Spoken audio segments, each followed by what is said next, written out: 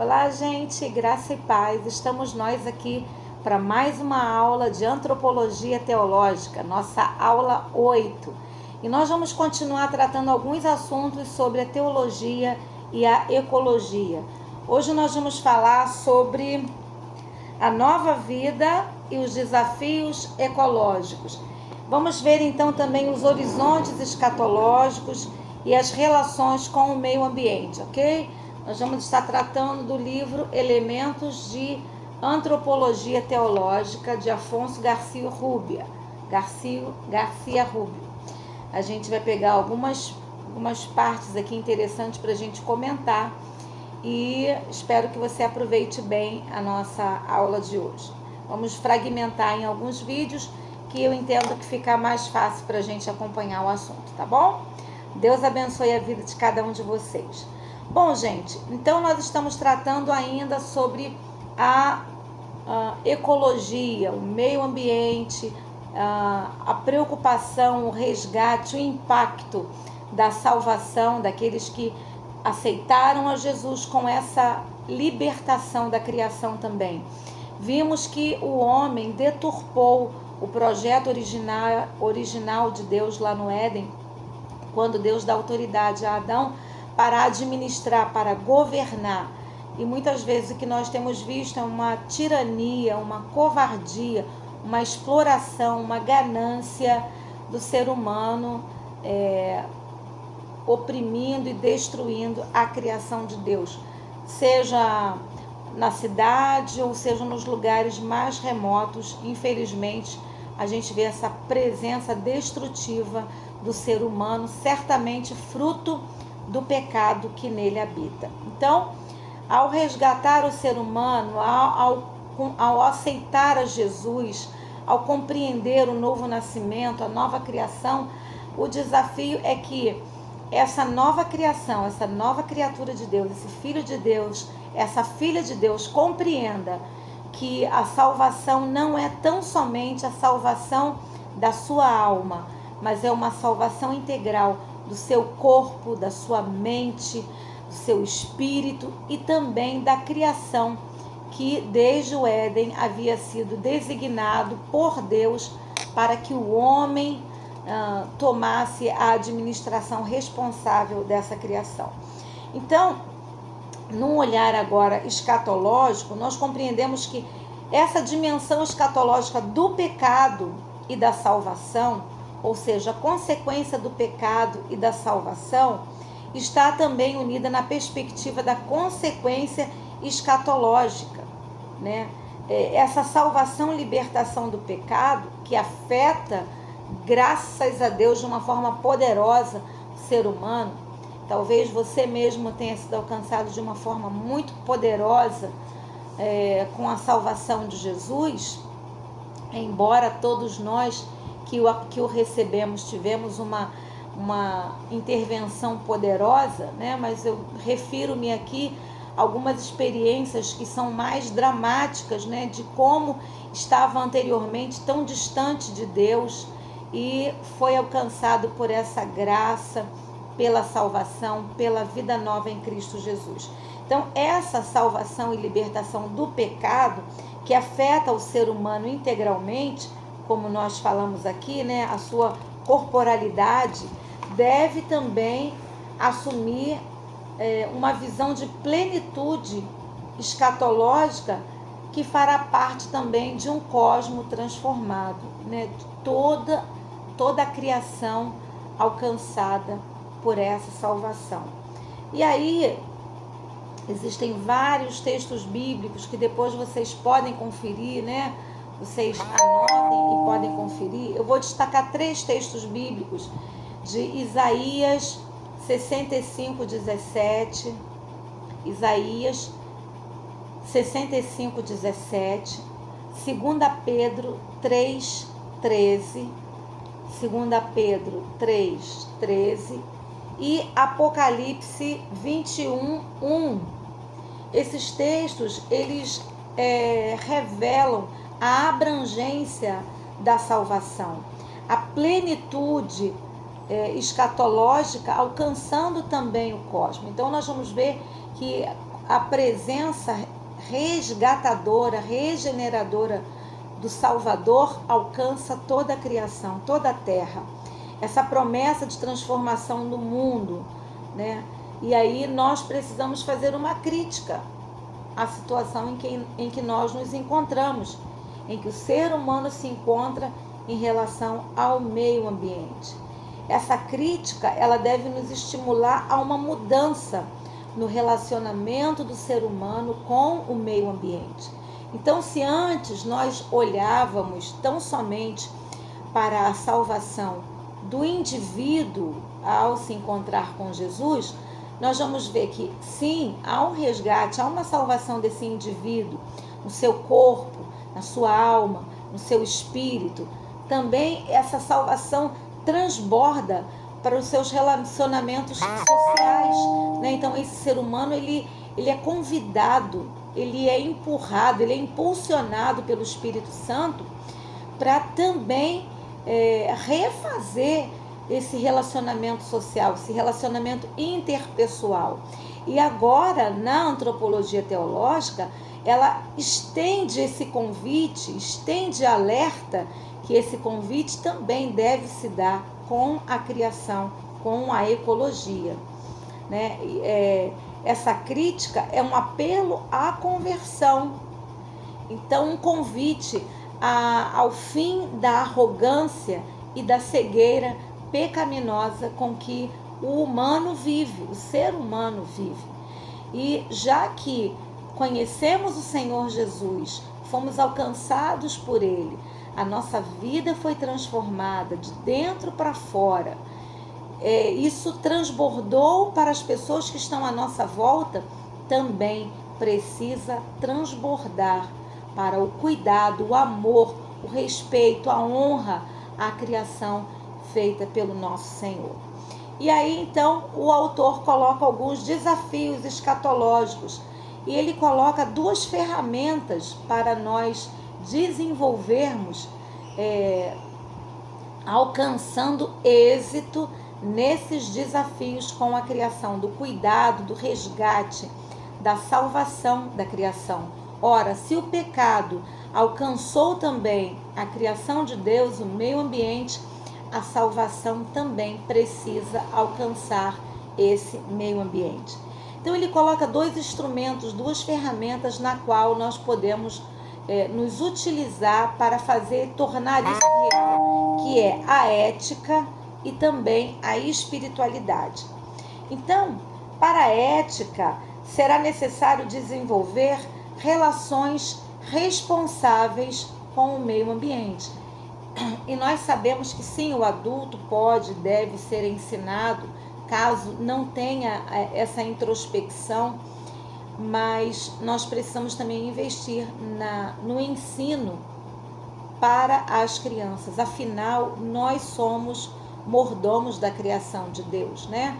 Essa expressão era muito usada em tempos remotos, ela foi abandonada, mas eu creio que precisa ser resgatado. Mordomo do tempo, mordomo do dízimo, mordomo do corpo, da saúde, do corpo como templo do Espírito Santo, mordomos também da criação do meio ambiente, né? E também a outra ferramenta, o outro recurso que nós devemos usar é a própria espiritualidade.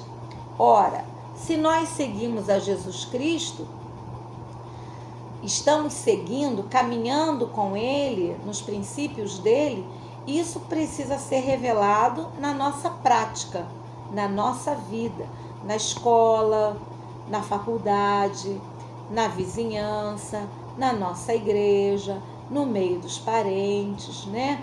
Como que a gente tem realizado toda essa ação, essa espiritualidade tem se revelado como? Será que a nossa espiritualidade é só durante o culto? Eu lembro até de uma história, uma ilustração, que uma criança, né, acabou uma escola dominical, acabou um culto, e ela virou para o pastor e falou para o pastor: ai, pastor, eu quero morar aqui dentro da igreja, eu e a minha mãe, meu pai, meus irmãos, eu quero que a gente possa morar aqui dentro da igreja. E o pastor achou aquilo tão curioso, né? E o pastor falou, mas por que você quer morar? Você não tem sua casa? Você tem a sua casa onde mora você, sua família, você tem seus vizinhos. Por que você quer morar aqui dentro do templo, dentro da igreja? E aquela criança então explicou, porque aqui dentro da igreja, meu pai e a minha mãe, eles são tão bonzinhos, eles são compreensivos, eles são bondosos, eles têm paciência. Então é essa espiritualidade que a gente precisa superar. Essa espiritualidade que se resume ao momento do templo, ao momento do culto, ao momento de uma atividade dentro da propriedade da igreja, né? Então, o convite da antropologia teológica nesse tema de ecologia é a gente vivenciar o evangelho, essa caminhada com Jesus, em outras esferas também, em outras dimensões também. Então, o cristão precisa ter um modo de vida mais austero, mais simples, mais modesto, né?